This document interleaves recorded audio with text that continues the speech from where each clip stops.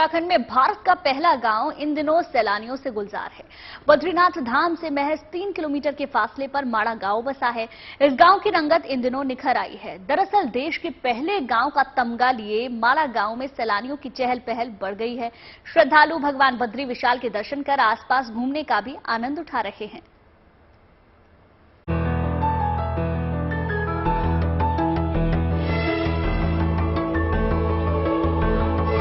मौसम साफ होते ही बद्रीनाथ धाम में रौनक लौटने लगी है। श्रद्धालु भगवान बद्री विशाल के दर्शन कर बद्रीनाथ धाम के आसपास के तीर्थ स्थल घूमने का भी खूब आनंद उठा रहे हैं। देश के पहले गांव माणा में भी खूब चहल पहल नजर आ रही है। तीर्थयात्री यहां के धार्मिक, सांस्कृतिक, पौराणिकता के बारे में जान रहे हैं। उन्हें स्थानीय उत्पाद भी खूब आकर्षित कर रहे हैं। माणा गांव में यात्री ऊनी कपड़े, जड़ी बूटी, पूजा पाठ से लेकर हथकरघा के सामानों की खरीदारी कर रहे हैं। इससे स्थानीय लोगों का रोजी रोजगार भी अच्छा चल रहा है। माणा गांव की पहचान अब नए रूप में होने की भी लोग खूब तारीफ कर रहे हैं। कई पुरानी है कि आखिरी गांव, आखिरी दुकान, मगर ये जो सोच है कि पहला गांव, ये सोच जो है बहुत बड़ी है। बद्रीनाथ धाम दर्शन के लिए पहुंचे श्रद्धालु बाबा बद्री विशाल के दरबार में हाजिरी लगाने के बाद आसपास के दर्शनीय स्थलों का दीदार करने आ रहे हैं। यहाँ आने के बाद हम ट्रक पे आए, जहाँ सरस्वती माता का उद्गम स्थान है, वहाँ दर्शन लिए। बहुत ही अच्छा लगा। जो लास्ट दुकान बताई गई है हिंदुस्तान की लास्ट चाय की स्टॉल, क्योंकि यहाँ से आगे चाइना बॉर्डर स्टार्ट होता है, तो हमने वहाँ चाय लिया। और पहली बार आई हूँ, बहुत ही सुंदर है। व्यास गुफा, गणेश गुफा और सरस्वती नदी का संगम और भीम पुल देखा है, बहुत ही सुंदर है। बद्रीनाथ जी के दर्शन करे तो उसके बाद हम होटल में जाकर रेस्ट कर रहे थे, तो एक बार तो मन हुआ कि रहने देते, पर अगर नहीं आते तो बहुत कुछ मिस करते। व्यास जी की गुफा, गणेश जी का मंदिर, सरस्वती जी का मंदिर, बहुत सुंदर, अलग ही एक्सपीरियंस है। बद्रीनाथ धाम की यात्रा करने वाले श्रद्धालु वेद व्यास गुफा, भीम पुल, सरस्वती नदी, केशव प्रयाग, घंटा घर के दर्शन कर बेहद खुश हो रहे हैं। साथ ही यहाँ की खूबसूरत वादियाँ उनके दिलो दिमाग पर अपनी अमिट छाप भी छोड़ रही है। चमोली गढ़वाल से कमल नयन सिलोड़ी के साथ bureau report, good news today. और अब एक गुड न्यूज, खास तौर से चारधाम यात्रियों के लिए बॉर्डर रोड ऑर्गेनाइजेशन की ओर से उत्तराखंड के पांडुकेश्वर में एक कैफे खोला गया। बीआरओ का ये पहला कैफे है। इसमें बद्रीनाथ धाम और हेमकुंड साहिब की यात्रा पर आने वाले तीर्थयात्रियों के लिए खाने की बेहतरीन सुविधा दी जाएगी।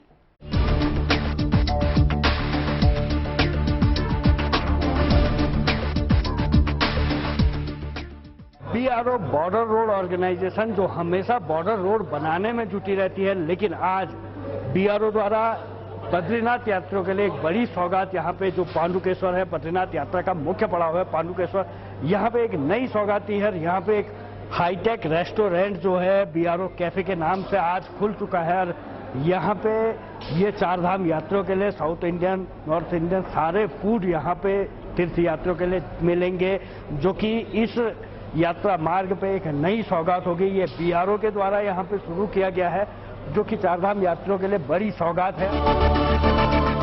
सीमा पर सड़कों की देखरेख की जिम्मेदारी संभालने वाला बॉर्डर रोड ऑर्गेनाइजेशन यानी बीआरओ एक हाईटेक कैफे की गुड न्यूज लेकर आया, जिसे सैलानियों और स्थानीय लोगों के खाने पीने के लिए खासतौर से पांडुकेश्वर में खोला गया। ये basically BRO border road organisation के द्वारा बनाया गया। हम एज अ लाइसेंसी काम कर रहे हैं बीआरओ के साथ, जिसमें ये बेसिकली ट्रिपल पी मोड पे डेवलप किया गया है। इसमें प्रॉपर्टी जो लैंड रहेगा बीआरओ का, उसके बाद डेवलप हम करते हैं, मेंटेन हम करते हैं। और ये बहुत बड़ा इनिशिएटिव लिया गया है बीआरओ द्वारा, जिससे कि जो बॉर्डर स्टेट्स हैं वहाँ पर टूरिज्म, वे साइड अमेनिटीज लोगों को प्रोवाइड की जाए, जो बेसिक अमेनिटीज है जो ऑलरेडी पहले नहीं मिल पा रही थी। तो ये इसी सिलसिले में पहला कैफे है जो बद्रीनाथ से पहले 10-12 किलोमीटर पहले खोला गया। वीडियो कॉन्फ्रेंसिंग के जरिए रक्षा राज्य मंत्री अजय भट्ट ने बीआरओ के पहले कैफे का उद्घाटन किया। बीआरओ अब इस तरह के करीब 75 कैफे देश के सीमावर्ती इलाकों में खोलेगी, जिससे यात्रियों को आसानी से ऐसे कई दूरस्थ इलाकों में भोजन की सहूलियत मिल पाए। बागेश्वर बद्रीनाथ से 20 किलोमीटर पहले है और यहाँ पे कभी भी बंद नहीं होता है। तीर्थयात्री शीतकाल में भी यहाँ पे पहुँचते हैं, क्योंकि कुबेर और उद्धव योग बद्री मंदिर यहाँ पे मौजूद है। जोशीमठ पांडुकेश्वर तक आते हैं तो ये हमेशा खुला रहेगा। पांडुकेश्वर बद्रीनाथ हेमकुंड साहिब जाने वाले लोगों के लिए एक अहम पड़ाव है। ऐसे में बीआरओ का कैफे खोलने का आइडिया खासतौर से पांडुकेश्वर के लोगों को बेहद पसंद आ रहा। जिस तरह से इसका उद्घाटन हुआ, बहुत अच्छी सोच के अनुरूप इसका उद्घाटन हुआ है और यहाँ पे जो भी श्रद्धालु या बद्रीनाथ के लिए आएंगे या हेमकुंड के लिए आएंगे, उनको इसका बहुत फायदा मिलेगा, क्योंकि भोजन की जो यहाँ पे व्यवस्था ये 24 घंटा खुला रहेगा, तो इससे काफ़ी फायदा होगा। और वैसे भी जो ये पांडुकेश्वर गांव है, यहाँ पे जो है कि काफ़ी श्रद्धालु आते रहते हैं। यात्रा समय तो आते हैं, मगर जब यात्रा काल बंद हो जाए उस टाइम भी लोग यहाँ पे आते हैं। इसका काफ़ी सभी लोगों को बहुत अच्छा फायदा होगा। उम्मीद है बॉर्डर रोड ऑर्गेनाइजेशन अपने इस पहले हाईटेक कैफे के जरिए चारधाम यात्रियों को खाने पीने का फायदा दे पाएगा। वहीं जहां अमूमन सेना आईटीबीपी के कैफे, रेस्टोरेंट या फिर कैंटीन में आम लोगों की आवाजाही नहीं हो पाती, ऐसे में पांडुकेश्वर में चारधाम यात्रा मार्ग पर बनाया गया ये बीआरओ कैफे अब सभी को अपनी सर्विस देने के लिए तैयार है। चमोली गढ़वाल से कमल नयन सिलोड़ी के साथ bureau report, good news today. इन दिनों मौसम के मिजाज में धूप छांव की लुका छुपी घुली है। कहीं जमकर बारिश हो रही है तो कहीं पर गर्मी ने लोगों को बेहाल कर दिया है। गर्मी से निजात पाने के लिए लोग हिल स्टेशंस का रुख करते नजर आ रहे हैं और ऐसा ही नजारा गुजरात के सापुतारा में भी देखने को मिला। इन दिनों यहां के हिल स्टेशन पर्यटकों की खूब चहल पहल देखने को मिल रही है। यहां मौसम हर वक्त सुहाना रहता है और यही वजह है कि हर साल यहां हजारों पर्यटक घूमने के लिए आते हैं। पर्यटक यहां झील में बोटिंग का आनंद लेते हुए दिख रहे हैं। यहां पर्यटक घुड़सवारी और रोपवे का लुत्फ भी उठा रहे हैं। बात अगर बच्चों की करें तो वो भी यहां पर टॉय कार की जमकर सवारी कर रहे हैं। बहुत अच्छा जगह है, यहाँ आने के लायक है सब। नहीं, गर्मी नहीं है, अभी थोड़ा ठंडा है। सापुतारा के बारे में बहुत सुना था, फर्स्ट टाइम सापुतारा आया हूँ और एक्सपीरियंस बहुत ही फेब्यूलस है, बहुत ही अच्छा एक्सपीरियंस है। यहाँ पे बहुत खुशनुमा एटमॉस्फेयर है और जितना वीडियो में देखा था उतनी भीड़ भाड़ नहीं है, बहुत रिलैक्स फील कर रहा हूँ। So I am enjoying with my family a lot. बहुत अच्छा पैलेस है घूमने के लिए, जितना सुना था पहली बार आए हैं फैमिली के साथ, बहुत अच्छा फील हो रहा है। इसके यहाँ का नेचुरल वातावरण बहुत अच्छा है, गर्मी भी है फिर भी अच्छा वातावरण है, यहाँ आना ही चाहिए घूमने के लिए। रक्षा मंत्री राजनाथ सिंह ने चंडीगढ़ में बने इंडियन एयरफोर्स हेरिटेज सेंटर का आज लोकार्पण किया। इस मौके पर पंजाब के गवर्नर और यूनियन टेरिटरी के प्रशासक बनवारी लाल पुरोहित समेत सेना के तमाम वरिष्ठ अधिकारी भी मौजूद रहे। मंगलवार से ये हेरिटेज सेंटर आम लोगों के लिए खोल दिया जाएगा। हालांकि यहां आने के लिए मोबाइल ऐप के जरिए बुकिंग आज से शुरू हो जाएगी। इस हेरिटेज सेंटर में भारतीय वायुसेना के पराक्रम से जुड़ी कई घटनाओं को देखने और समझने का मौका मिलेगा। इसके अलावा 295 रुपए देकर आम आदमी सिमुलेटर पर फाइटर उड़ाने के रोमांच की अनुभूति हासिल कर सकेगा। भारतीय नौसेना का आईएनएस वेसल तारिणी अपने मिशन को कामयाबी के साथ पूरा कर गोवा लौटने वाला है। 6 महीने लंबे इस टूर की कई चुनौतियां रही, लेकिन वेसल पर मौजूद 6 अधिकारियों का क्रू इसे पूरा कर लौटने वाला है।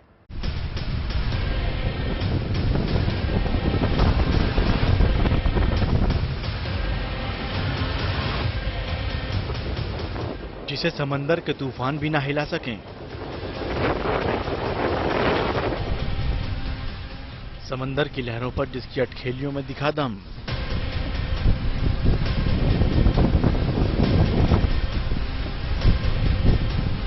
खराब मौसम भी नहीं डिगा सका सफर से।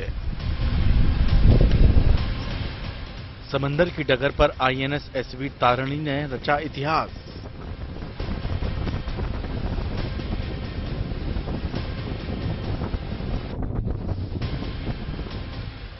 छह महीने लंबे ट्रांस ओशनिक इंटरकॉन्टिनेंटल मिशन जिसे कि पार महासागरीय अंतर महाद्वीपीय अभियान भी कहा जाता है, उससे भारतीय नौसेना का नौकायन जहाज तारिणी अब भारत लौट रहा है।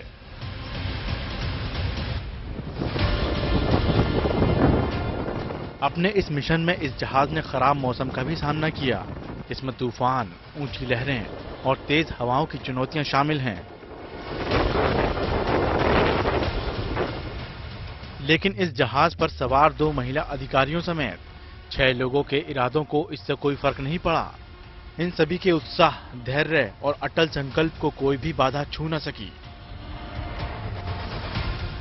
अपने इस मिशन में तारिणी ने कैप टू रियो रेस 2023 में भी हिस्सा लिया, जहां तारिणी दक्षिण अफ्रीका के केप टाउन से होते हुए ब्राजील के रियो डी जेनेरियो तक पहुंची। नौसेना के मुताबिक कैप टू रियो रेस 2023 नौकायन दौड़ के 50वें संस्करण को 2 जनवरी को केप टाउन से हरी झंडी दिखाई गई थी।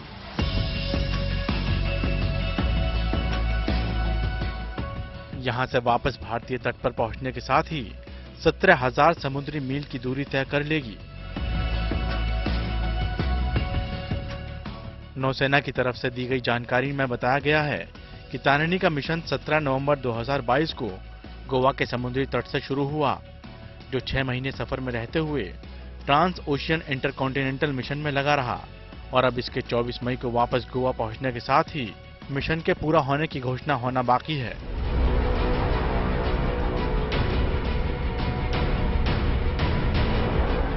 INSV तारिणी को 2017 में नाविका सागर परिक्रमा जैसे ऐतिहासिक अभियान में पूरी महिला अधिकारी दल के साथ दुनिया भर में भ्रमण करने के लिए जाना जाता है। 2017 में इसी तारिणी के जरिए 6 महिला नौसेना अधिकारियों ने 21,600 नॉटिकल माइल्स की दूरी तय कर इतिहास रचा था, जिसके लिए PM मोदी ने भी तारीफ की थी।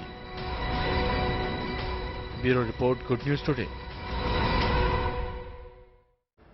चलिए अब आपको मिलवाते हैं वर्दी वाले सुरीले सिंगर से। दिल्ली पुलिस के कांस्टेबल रजत राठौर की आजकल खूब चर्चा है।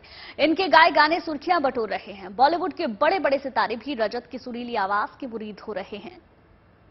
जिस राह पे है घर तेरा, अक्सर वहां से हमें गुजरा, शायद यही दिल मेरा, तू मुझको मिल जाए, क्या पता क्या है ये मामला, जानू ना मैं जानू ना,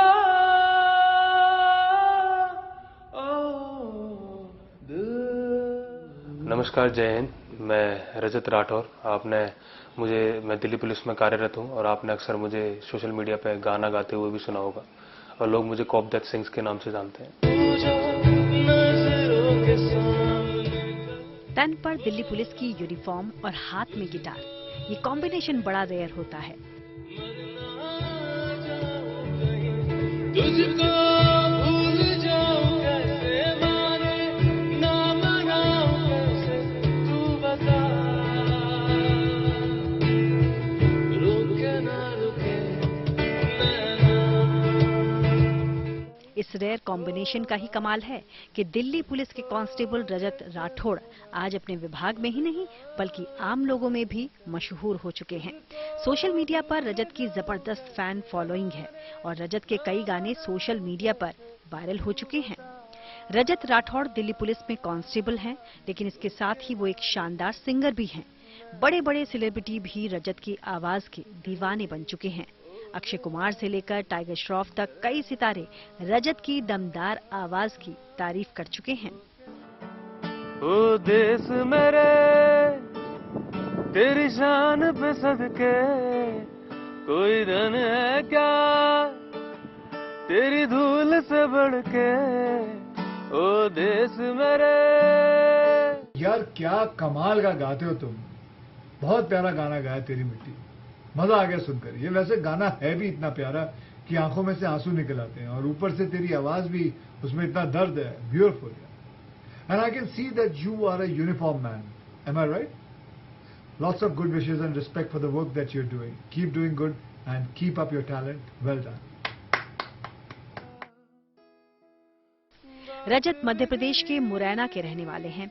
रजत को बचपन से ही सिंगिंग का शौक था, लेकिन जिंदगी ने उनके लिए शायद कुछ और ही तय कर रखा था। पिता की मौत के बाद घर की जिम्मेदारी रजत के कंधों पर आ गई। 19 साल की उम्र में ही रजत को दिल्ली पुलिस में भर्ती होना पड़ा।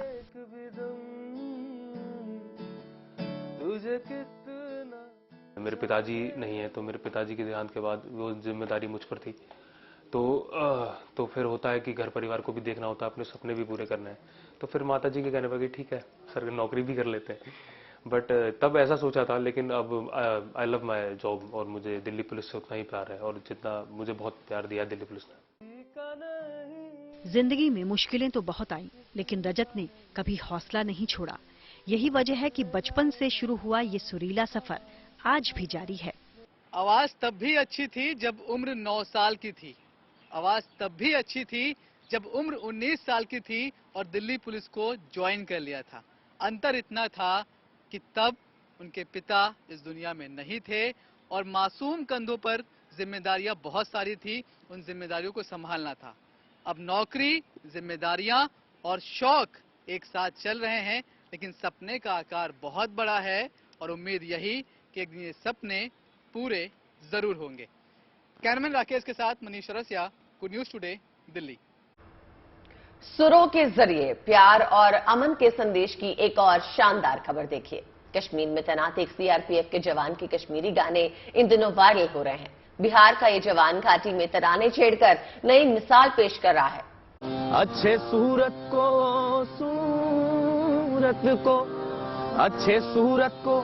संवरने की जरूरत क्या है, सादगी में भी कयामत की अदा होती है। कश्मीर की हसीन वादी में दरिया किनारे सुरों की बहार बिखेर रहे थे सीआरपीएफ के जवान मृत्युंजय कुमार राय। बिहार के रहने वाले मृत्युंजय कुमार राय पिछले 5 साल से कश्मीर में तैनात हैं। ये न केवल निष्ठा से देश की रक्षा की अपनी ड्यूटी निभा रहे हैं, बल्कि अपनी मधुर गायकी से लोगों का दिल भी जीत रहे हैं। निगारो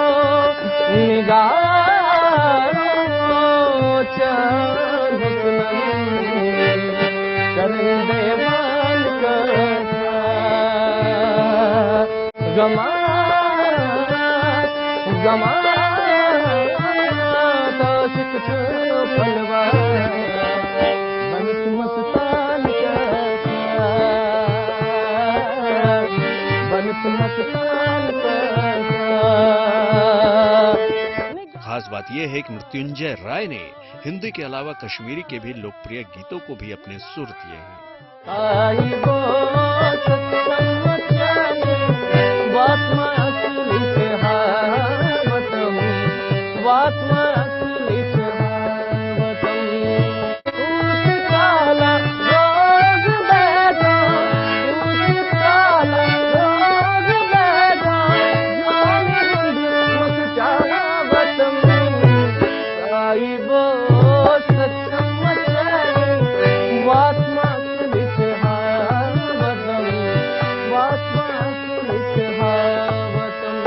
सबसे पहले आप किसी भी भाषा में गाइए, सबसे पहले उसका लहजा, बात करने, उस भाषा को कहने का लहजा सबसे इम्पोर्टेंट होता है।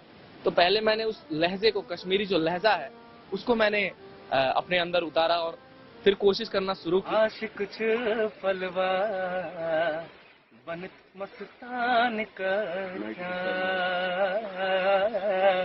बनत मस्तान का। मृत्युंजय इसलिए खास तौर से चर्चा में हैं कि इनके गाए हुए कश्मीरी रोमांटिक गाने इन दिनों इंटरनेट पर खूब वायरल हो रहे हैं।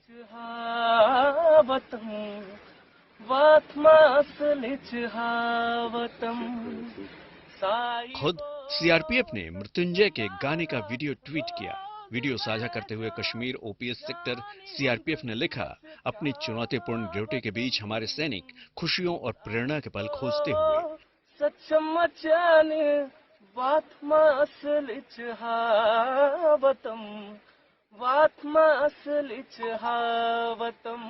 थ्री बटालियन सीआरपीएफ के कांस्टेबल मृत्युंजय कुमार राय की मंत्रमुग्ध करने वाली प्रस्तुति देखिए, जो घाटी में ड्यूटी के दौरान कश्मीरी गीत गा रहे हैं।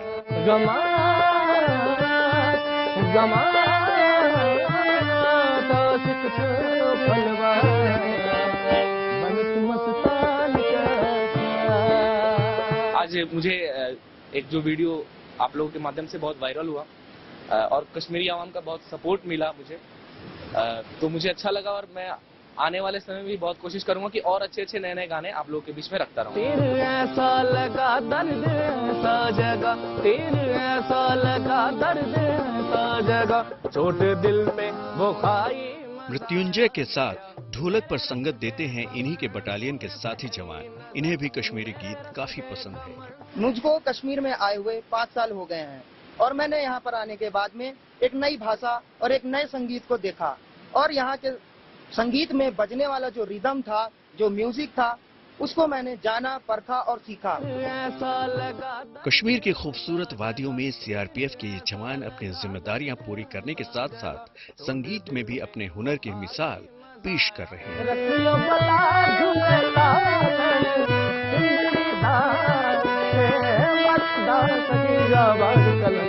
अशरफ वाणी के साथ रिपोर्ट बांदीपुरा। हिंसा से कराह रहे मणिपुर में मानवीय संवेदना की अद्भुत मिसाल देखने को मिल रही है। एक ओर वो लोग हैं जो हिंसा पर उतारू हैं, तो दूसरी ओर उसी राज्य में ऐसे लोग भी हैं जो पीड़ितों की मदद के लिए अपनी उम्र भर की जमा पूंजी लुटा रहे हैं। हिंसाग्रस्त इलाकों से जब मजबूरी में लोगों ने पलायन करना शुरू किया तो इन पीड़ितों के लिए राज्य के मोइरांग जिले में कुछ मानवतावादी लोगों ने राहत कैंप शुरू किए। देखिए दिल को छू लेने वाली ये रिपोर्ट।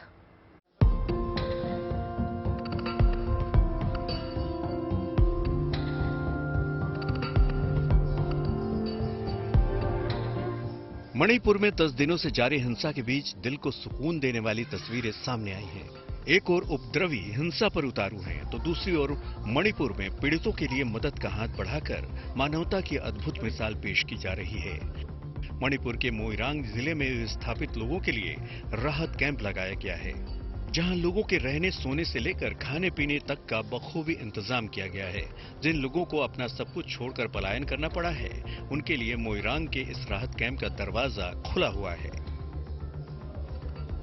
सुरक्षा का यहाँ बहुत ठीक है, सेफ्टी है यहाँ, इधर सेफ्टी नहीं है। खाना पीना आप कैसे? खाना पीना ठीक है। हाँ, रिलीफ कैंप तो अच्छा से हम लोग को हेल्प कर रहा है। मोइरांग के इस राहत कैंप में सबसे ज्यादा सुकून में वो छोटे छोटे बच्चे हैं जिन्हें नहीं पता कि रातों रात ऐसा क्या हो गया कि अपने माँ बाप के साथ अपना सब कुछ छोड़कर पलायन कर गए। इस राहत कैंप में इन नौनिहालों के खाने पीने के अलावा खेल कूद का भी बाकायदा इंतजाम किया गया है। मन के अनुकूल माहौल मिलने से ये बच्चे सब कुछ भूलकर यहाँ पूरी तरह रम गए हैं। We are running this relief camp. हम इस राहत कैंप को मानवता को जिंदा रखने के लिए चला रहे हैं।